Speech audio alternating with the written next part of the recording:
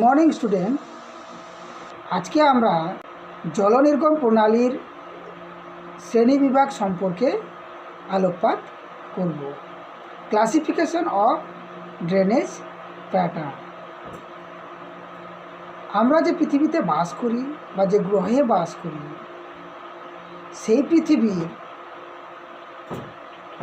প্রতিটি জায়গায় বা প্রতিটি স্থানে একই রকম শিলা বা মৃত্তিকা দ্বারা গঠিত হয়নি। বিভিন্ন জায়গায় বিভিন্ন রকম শিলা দ্বারা গঠিত হয়েছে। তাই এই জলনির্গম প্রণালী পৃথিবীর পৃষ্ঠের শিলাস্তরের গঠনের উপর ভিত্তি করে একটা ঘনিষ্ঠ সম্পর্কের মধ্যে দিয়ে জলনির্গম প্রণালীটি সৃষ্টি হয়েছে বা তৈরি হয়েছে। তা সেই দিক লক্ষ্য করে আমরা জলনির্গম প্রণালীর শ্রেণীবিভাগ দিকে গেলে আমরা প্রাথমিকভাবে দুটো শ্রেণীতে বিভক্ত করব। প্রথম ভাগটি হলো যে শিলা গঠনের সঙ্গে সামঞ্জস্যপূর্ণ জলনির্গম প্রণালী। দ্বিতীয়টি হচ্ছে শিলা গঠনের সঙ্গে সামঞ্জস্যহীন জলনির্গম প্রণালী। এই দুই ভাগে ভাগ করে আমরা আলোকপাত করব। তা আমাদের পৃথিবী শিলা গঠনের মধ্যে দিয়ে তার জলনির্গম প্রণালী প্রবাহিত করে বা গঠন করে, সেগুলো অঙ্গাঙ্গিকভাবে জড়িত হয়ে আছে। তা আমরা প্রথম শ্রেণীটার ভাগ বলব। তা প্রথম ভাগটি কী বললাম? প্রথম ভাগটি হচ্ছে শিলা গঠনের সঙ্গে সামঞ্জস্যপূর্ণ জলনির্গম প্রণালী। Drainage pattern formed in conformity with the underlying structure. পৃথিবীর পৃষ্ঠে যে শিলা বা মৃত্তিকা অবস্থান করেছে, সেই সমস্ত শিলাস্তরের মধ্যে অনেক ধরনের বা অনেক রূপের জলনির্গম প্রণালী গড়ে ওঠে। সেগুলো আমরা একাধিক পয়েন্ট অনুকরণ করে আলোকপাত বা আলোচনা করব। তা প্রথম পয়েন্টটি হচ্ছে যে জাফরিরূপী জলনির্গম প্রণালী, ডেনড্রাইটিক ড্রেনেজ প্যাটার্ন। একটি অববাহিকায় যে প্রধান নদী প্রবাহিত হয়, তার বিভিন্ন উপনদীগুলো পরস্পরের মধ্যে মিলিত হয়ে এমন একটি নকশার সৃষ্টি করে, আর তার শাখা প্রশাখাগুলো একটি বিশিষ্ট গাছের মতো দেখতে হয়। তাই এই রূপ জলনির্গম প্রণালীকে বৃক্ষরূপী জলনির্গম প্রণালী বলে, ডেনড্রাইটিক ড্রেনেজ প্যাটার্ন বলে। গ্রিক শব্দ ডেনড্রন, এই কথাটির ইংরেজি অর্থ হলো ট্রি, যা বাংলায় বৃক্ষ বা গাছ। এই অনুযায়ী এই নামকরণটি করা হয়েছে। বৈশিষ্ট্যর দিকে আমরা আলোকপাত করব। নদী যে অববাহিকার মধ্য দিয়ে একমুখী একটা ঢাল, এর মধ্যে দিয়ে প্রায় সমান্তরালে অনুগামী নদীগুলো প্রবাহিত হয়। ওই প্রবাহিত অনুগামী নদীগুলো তার গতিপথের দুপাশে বৃষ্টির জলের কতকগুলি ছোট ছোট ধারা বা নালা আর খাতের সৃষ্টি হয়। এটা দুটো পয়েন্ট হলো। তৃতীয় পয়েন্ট বলছে ওই যে নালাগুলি সৃষ্টি হয়েছে তা সূক্ষ্ম কোণে তির্যকভাবে প্রধান নদীতে এসে পড়বে। চতুর্থটি হলো তার পরবর্তী সময়ে, অর্থাৎ যে তীর্যভাবে নদীটা পড়লো তার পরবর্তী সময়ে কি হবে, ওই নালাগুলি তাদের মস্তকের দিকে অর্থাৎ মাথার দিকের ক্ষয়টা কি করবে, বেশি করবে। আর তার জন্য কি হবে, উপনদীর সৃষ্টি হবে। পঞ্চম হলো ওই মস্তক ক্ষয়ের পরে ওই সব নদীগুলি অর্থাৎ যে উপনদী তৈরি হয়েছে সেই রকমভাবেই নিজেদের মধ্যে আবার উপনদীর সৃষ্টি করবে। তাহলে একটি থেকে যে উপনদী তৈরি হয়েছে তারপরটাও আবার তার কাছ থেকেও উপনদী তৈরি হবে।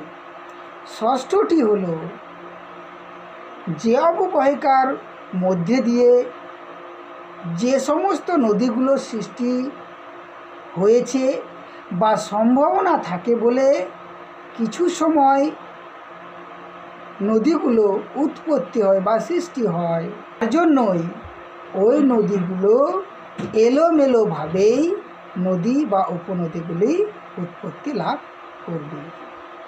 সপ্তমটি হচ্ছে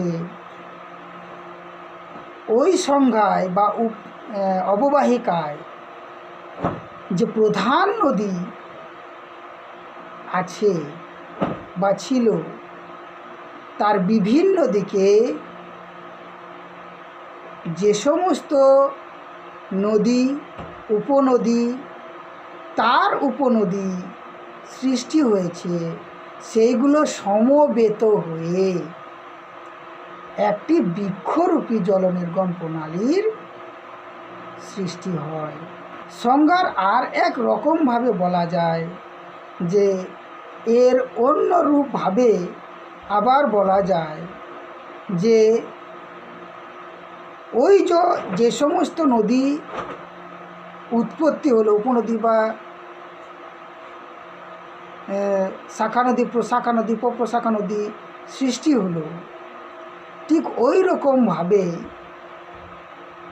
আর এক ধরনের নদী নির্গম প্রণালী গড়ে ওঠে। সেটা কিভাবে গড়ে ওঠে, সেটি হচ্ছে অববাহিকার শিলাস্তর যদি তার মেঝের সমান্তরালে ক্ষয় কার্য চলতে থাকলে যাহা নদীগুলির উপর শিলার নিয়ন্ত্রণ কিন্তু থাকে না।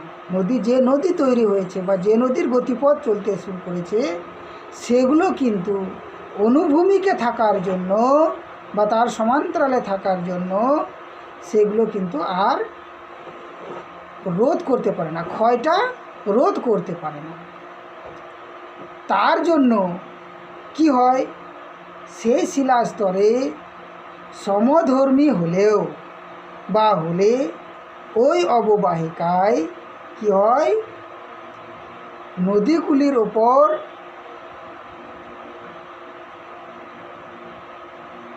অন্য রূপের নদীগুলোর তৈরি হতে বা সৃষ্টি হতে সহায়তা করে। কীরকমভাবে সহায়তা করে, যেদিক দিয়ে যে অনুভূমিক তল দিয়ে নদীটি প্রবাহিত হচ্ছে তার উভয় দিকের শিলাস্তরের ক্ষয় প্রতিরোধ ক্ষমতা একই রকম থাকে না, কোনো দিকে কম থাকে কোনো দিকে বেশি থাকে। সেই জন্য সেইখানে অসংখ্য উপনদী সৃষ্টি হয়।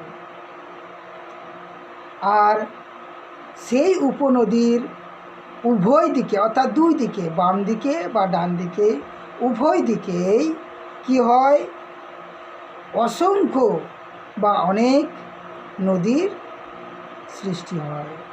তখন ওই জলনির্গম প্রণালীকে উপবৃক্ষরূপী জলনির্গম প্রণালী বলা হয়, সাব ডেনড্রাইটিক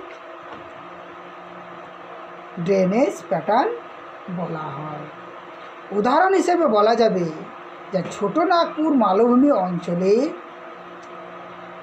যে সমস্ত আগ্নেয় বা রূপান্তরিত বিশেষ ধরনের শিলা বা সমধর্মী নিশ শিলাস্তরে এরকম অসংখ্য বৃক্ষরূপী জলনির্গম প্রণালী দেখতে পাওয়া যায়। দ্বিতীয় ভাগটি হচ্ছে পিনেট সাদৃশ জলনির্গম প্রণালী। যে সমস্ত অববাহিকার মধ্যে দিয়ে নদীগুলি প্রবাহিত হয়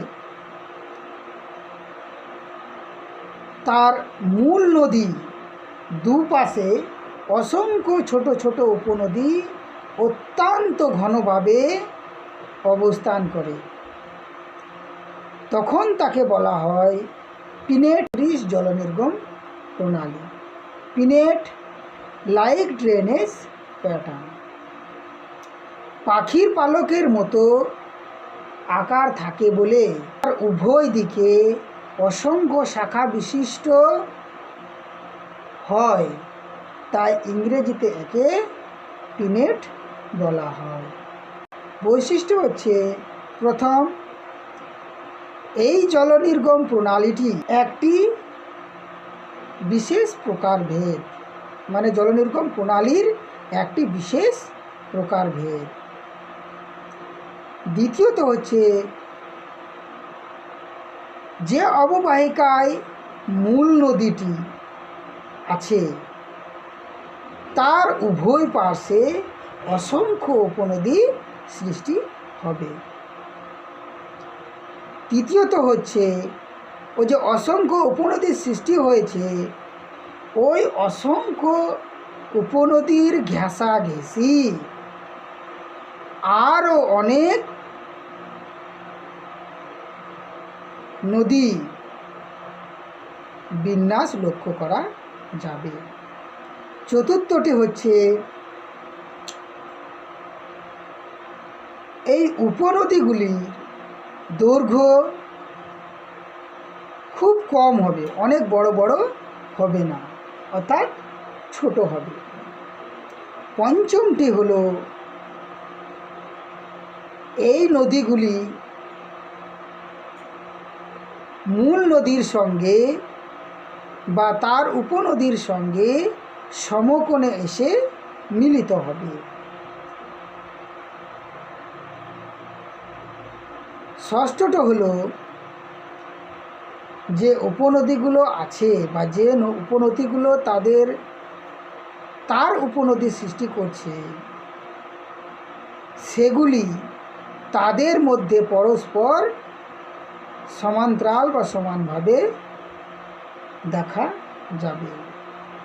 সপ্তমটি হলো, যে সমস্ত অববাহিকার মধ্যে দিয়ে নদীগুলি প্রবাহিত হয়ে এই জলনির্গম প্রণালীর সৃষ্টি করেছে সেখানকার মাটির নিচের শিলাস্তর কঠিন না হলে, অর্থাৎ যদি নরম হয়, তখন ওই পাখির পালকের মতো সরল বা সোজা জলনির্গম প্রণালী সৃষ্টি করে। উদাহরণ হিসেবে বলা যাবে যে হিমালয়ের দক্ষিণ প্রান্তে তার পাদদেশ অঞ্চলে, অর্থাৎ তরাই ভূমির কাছাকাছি শিলাস্তরে বা তার পাশে নর্মদা নদীর অববাহিকায় এই ধরনের জলনির্গম প্রণালী লক্ষ্য করা যায়। তৃতীয় ভাগটি হচ্ছে সমান্তরাল জলনির্গম প্রণালী, প্যারালাল ড্রেনেজ প্যাটার্ন। কোনো অববাহিকা যদি ঢাল থাকে আর সেই ঢালকে লক্ষ্য করে অনেক ছোট বড় নদী যদি সৃষ্টি হয়ে তাদের পরস্পরের সঙ্গে মিলিত হয়ে নিচের দিকে নেমে যে জলনির্গম প্রণালীর সৃষ্টি হয় তাকেই সমান্তরাল জল নির্গম প্রণালী বা প্যারালাল ড্রেনেজ প্যাটার্ন বলা হয়। প্রথম বৈশিষ্ট্যটি হচ্ছে, যেহেতু অববাহিকাটি নিচের দিকে ঢাল অর্থাৎ ঢালু, তাই ওই ঢাল অনুযায়ী নদীগুলো প্রবাহিত হয় বলে এদের কোনো বাঁক থাকে না, অর্থাৎ সোজা পথেই প্রবাহিত হয়। দ্বিতীয়ত হচ্ছে, নদীগুলির বাঁক দেখতে পাওয়া যায় না। তৃতীয়ত হচ্ছে, ওই ঢাল বেয়ে যে সমস্ত নদীগুলো প্রবাহিত হয় সেই নদীগুলো পরস্পর মিলিতও হয় না। চতুর্থত হচ্ছে, মূল নদী আর উপনদীর সংখ্যা অনেক কম, অর্থাৎ যেহেতু সে তো সোজাই চলে যাচ্ছে তাই তার কোনো উপনদী থাকে না, অর্থাৎ যে মূল নদী তার ঢাল বেয়ে নিচের দিকে নেমে যাচ্ছে সেটুকুই থাকবে, তার কোনো উপনদী থাকবে না। পঞ্চমটি হচ্ছে, এই সমস্ত নদীগুলো তাদের দৈর্ঘ্য অনেক বেশি হয় না। ষষ্ঠটি হচ্ছে, এই সমস্ত নদীগুলি আর্দ্র ঋতুতে দেখা যায় না বা থাকে না, অর্থাৎ এই নদীগুলি অনিত্যবাহী। উদাহরণ হিসেবে বলা যাবে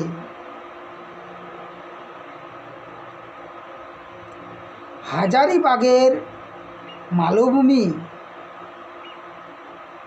যে সমস্ত খাড়া প্রান্তদেশ লক্ষ্য করা যায় সেইখানে অনেক সময় এই ধরনের সমান্তরাল জল নির্গম প্রণালী গড়ে ওঠে। চতুর্থ ভাগটি হচ্ছে জাফরিরূপী জল নির্গম প্রণালী, ট্রেল ড্রেনেজ প্যাটার্ন। অববাহিকার মধ্যে দিয়ে যখন কোনো নদী প্রধান নদীতে অর্থাৎ অনুগামী নদী, তার দুদিকে উপনদীগুলো কি হচ্ছে, অর্থাৎ পরবর্তী নদী সমকোণে যদি তাদের সঙ্গে যুক্ত হয় আর বিপ্রা আর পুনর্ভবা নদীগুলির সঙ্গে সমকোণে মিলিত হয়, এর মাধ্যমে যেরূপ নদী নকশার সৃষ্টি হয় তাকেই জাফরিরূপী নদী নকশা বা ট্রেল ড্রেনেজ প্যাটার্ন বলা হয়। বৈশিষ্ট্যের প্রথমটা হচ্ছে, নদীর প্রাথমিক অবস্থায় তার ঢাল অনুযায়ী সৃষ্ট হয়ে তার গতিপথের দুপাশে কোমল শিলার মধ্যে দিয়েই প্রবাহিত হয়ে যায়, আর সেখানে কি হয়, পরবর্তী নদীর সৃষ্টি হয়, আর ওইগুলি সমকোণে অনুগামী নদীগুলির সঙ্গে মিলিত হতে দেখা যায়। দ্বিতীয়টি হচ্ছে, পরবর্তী নদীর সৃষ্টি হয়েছিল সেই নদীর দুপাশে বিপ্রা আর অপুনর্ভবা বা পুনর্ভবা নদী আসে, আর সেগুলি সমকোণে মিলিত হয়ে একটি নদী জালিকার সৃষ্টি করে, যেটা জাফরির মতো দেখতে হয়। উদাহরণ হিসেবে বলবো যে রাজস্থানের আরাবল্লী পর্বতে আর পশ্চিম ঢালে আর আমেরিকা যুক্তরাষ্ট্রের উত্তর পূর্বাংশে আপালেশিয়ান উচ্চভূমিতে এইরূপ জাফরিরূপী জল নির্গম প্রণালী লক্ষ্য করা যায়। পঞ্চম ভাগটি হচ্ছে আয়তাকার জল নির্গম প্রণালী, রেক্ট্যাঙ্গুলার ড্রেনেজ প্যাটার্ন। অববাহিকার মধ্যে দিয়ে যে নদীটি প্রবাহ হচ্ছে তার মূল নদী ও তার উপনদীগুলি সমকোণে বাঁক করে প্রবাহিত হলে যে নদী নকশা অর্থাৎ সোজা গেল, আবার সমকোণে বাঁ দিকে গেল, সেখান থেকে আবার সমকোণে তার বাঁ দিকে গেল, ঠিক সেই রকমভাবে যে জলনির্গম প্রণালীর সৃষ্টি হয় তাকেই আয়তাকার জলনির্গম প্রণালী বা রেক্ট্যাঙ্গুলার ড্রেনেজ প্যাটার্ন বলা হয়। বৈশিষ্ট্যের প্রথম হচ্ছে যে ওই নদী সমকোণে বাঁক নিয়ে প্রবাহিত হবে। দ্বিতীয়ত হচ্ছে ওই নদীগুলোতে অনেক উপনদী প্রধান নদীতে সমকোণের সঙ্গে মিলিত হবে। তৃতীয়টি হচ্ছে ছোট ছোট নদীগুলো সমকোণে না প্রবাহিত হয়ে সূক্ষ্ম কোণে প্রধান নদীর সঙ্গে এসে মিশে যায়। চতুর্থটি হচ্ছে এই নদীগুলো সেখানকার ভূমির চিড় ফাটল বা দারণের উপর ভিত্তি করে জলনির্গম প্রণালীটি গড়ে ওঠে, অর্থাৎ আয়তকার রূপেই গড়ে ওঠে। যেদিক দিয়ে চিড় থাকবে বা ফাড় থাকবে সেটা লক্ষ্য করেই কিন্তু নদী জলনির্গম প্রণালীটি তৈরি হবে। আর সেইগুলি কী হবে, সমকোণের পরিবর্তে সূক্ষ্ম কোণে পরস্পর ছেদ করে এই জলনির্গম প্রণালীটি অনেক ক্ষেত্রে অসমকৌণিক বা অ্যাঙ্গুলেট রূপ নদী জলনির্গম প্রণালীর সৃষ্টি হয়। উদাহরণ হিসেবে বলবো, আমেরিকা যুক্তরাষ্ট্রের উত্তর পূর্বে নিউ ইয়র্ক রাজ্যের অ্যাডিরনডাক উচ্চভূমিতে এবং ইউরোপের নরওয়ে উপকূলে এই ধরনের জলনির্গম প্রণালী দেখতে পাওয়া যায়। ষষ্ঠ ভাগটি হচ্ছে কেন্দ্রমুখী জলনির্গম প্রণালী। বিশেষ করে সরার মতো আকৃতি বিশিষ্ট যে অববাহিকা তার চারপাশ দিয়ে উচ্চভূমিতে সৃষ্ট নদীগুলির ভূমি ঢাল অনুসারে অববাহিকার মধ্যভাগে বা তার কেন্দ্রের দিকে